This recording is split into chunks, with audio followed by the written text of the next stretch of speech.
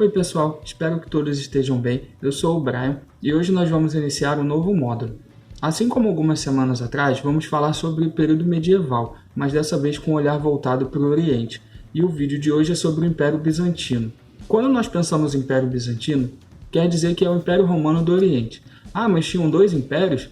Calma que eu já vou explicar tudo. Atualmente essa cidade se chama Istambul e fica na região da Turquia. Nós vamos falar de um período de pouco mais de 10 séculos, então é um período que começa mais ou menos ali no ano de 320 e vai até 1453, então tem bastante coisa. Então nós começamos com os romanos que invadiram a cidade por volta do ano 320 e a partir desse momento a cidade passa a se chamar Constantinopla, que quer dizer cidade de Constantino, em homenagem ao imperador do período em que a cidade foi invadida. Ela se torna a capital do Império Oriental no ano 395 pelo imperador Teodósio, que é o mesmo imperador que impôs o cristianismo como religião oficial do Império Romano. Após a morte de Teodósio, seus dois filhos governavam juntos o Império Romano, mas eles se dividiram. Um ficava com a parte ocidental, governando em Roma, e outro com a parte oriental, em Constantinopla. A gente está vendo agora esse mapa que mostra muito bem essa divisão. A gente tem aqui o Império Ocidental na cor laranja e o Império Oriental na cor roxa. E aí as capitais estão aqui destacadas, né? Roma e Constantinopla. Essa cidade quebra aquela imagem clássica que a gente tem, onde toda vez que a gente pensa em período medieval, a gente pensa em campo, em populações rurais, em coisas fechadas. Não, ela era uma cidade urbana e bem diferente das outras para aquele período, e era uma cidade enorme, muito grande mesmo. Então, quando houve essa separação do Império Ocidental e do Oriental, com imperadores diferentes, nós sabemos que o Império do Ocidente ele acaba se desagregando, ele vai enfraquecendo. Invasões de povos que eles chamavam de bárbaros, né? Os romanos chamavam de bárbaros, que na verdade são os povos de origem germânica. E eles acabam aos poucos invadindo e conquistando terras, e o Império Ocidental, que a capital era Roma, vai enfraquecendo cada vez mais. Totalmente o contrário do Império Oriental, com a capital em Constantinopla, que estava nesse período, ele estava em franco crescimento, ele se fortalecendo cada vez mais. Um outro ponto importante é que, apesar dessa divisão entre Ocidente, Oriente, capital oriental e ocidental, todos eles se achavam cidadãos romanos, todos se consideravam romanos. Na economia, nós temos o comércio muito forte nessa cidade, mais uma coisa para pensar, saindo daquela coisa clássica de período medieval não tem comércio, lá tinha bastante comércio. A principal fonte de economia era o comércio marítimo, que eles controlavam o Estreito de Bósforo. Eu quero voltar para aquele primeiro mapa que a gente viu, e vocês conseguem ver ali a capital Constantinopla cercada pelo Mar Negro de um lado, e do outro lado o famoso, né, Mare Nostrum, que é o Mar Mediterrâneo. Então as atividades marítimas ali eram muito fortes mesmo, mas eles também usavam agricultura, eles tinham plantações e também usavam isso na alimentação e para comercializar. A política era bastante centralizada, com o imperador tendo total poder sobre tudo. O imperador Justiniano, que governou por 28 anos a partir de 527, ele é bastante famoso porque ele recuperou vários territórios, inclusive Roma, que não estava mais no poder do Império Ocidental, e nesse período foi quando o Império Bizantino atingiu seu limite máximo, a sua expansão máxima. Nunca foi tão grande quanto nesse período.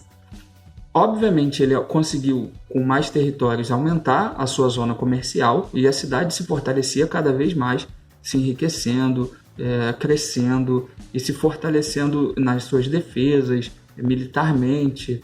Um outro ponto importante de Justiniano é que ele acaba construindo a Basílica de Santa Sofia. A primeira foto a gente consegue ver ela pelo lado externo, é uma basílica bem bonita mesmo. E a segunda a gente consegue ver o lado interno dela. Ela é bem famosa por esse teto, que ele traz uma impressão que ele está flutuando. E é uma construção para o período, né? A gente está falando do ano 540, mais ou menos esse período. É uma construção esplendorosa. Ele também cria um velódromo na cidade para as corridas de cavalo, de biga, aquelas coisas que a gente costuma ver em alguns filmes antigos.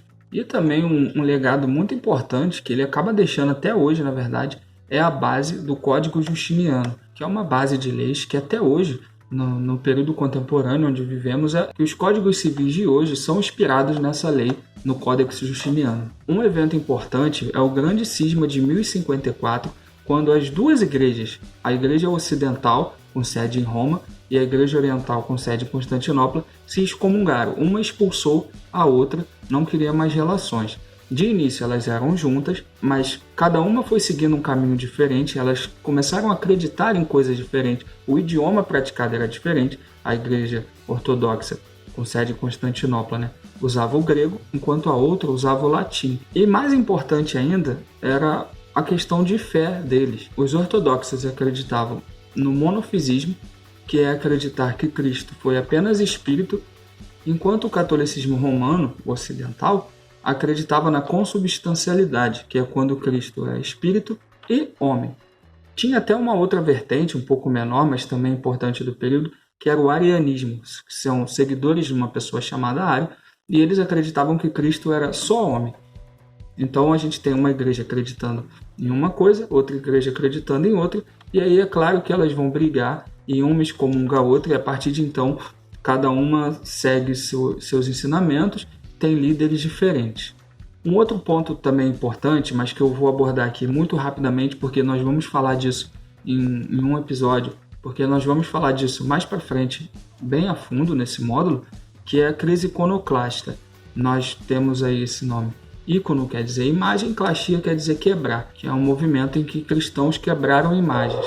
E também uma outra coisa muito importante é a questão do Césaropapismo. Esse nome vem de César. César era um título, uma homenagem feita a Júlio César, que foi um grande personagem da história romana. Ele não chegou a ser imperador, mas ele foi tão importante que os imperadores recebiam esse nome, esse título, de César. E papismo vem de papa mesmo. Isso quer dizer que o imperador do Império Romano Oriental, do Império Bizantino, ele, além de ser o líder político e militar, César, ele é o líder religioso, Papa. Ele controlava a igreja e controlava o império politicamente. Caralho, o maluco é brabo. E por último também tem um outro movimento interessante que também vai ser abordado aqui mais à frente, é a Quarta Cruzada, que aconteceu em 1204, quando a cidade, Constantinopla, foi atacada por cruzados venezianos. Então a gente tem cristão atacando cristão. E durante 3 dias a cidade foi totalmente saqueada. Nós temos alguns monumentos até hoje expostos em Veneza. Conforme os séculos foram passando, o império foi enfraquecendo e diminuindo de tamanho, de pompa, de poder, de riqueza e foi perdendo territórios. Os ataques vinham do Ocidente com a igreja, a gente teve esse exemplo aí da cruzada, e também vinham do Oriente, principalmente dos muçulmanos e do Império Otomano. A cidade acaba sendo invadida em 1453, quando o Império Otomano, que já usava pólvora e canhões rudimentares, consegue invadir a cidade e fazem dela a capital do Império Otomano. E aí a gente tem esse fim do Império Bizantino. Essa data é até considerada como o fim do período medieval. A partir desse momento a gente entra no período moderno, na Idade Moderna. É alvo de discussão por alguns historiadores, mas é uma data realmente importante que fica marcada. Bom, pessoal, é isso. Eu espero que vocês tenham gostado. Qualquer dúvida, vocês podem deixar aqui no chat ou mandar mensagem, que nós respondemos todos. Valeu e até a próxima.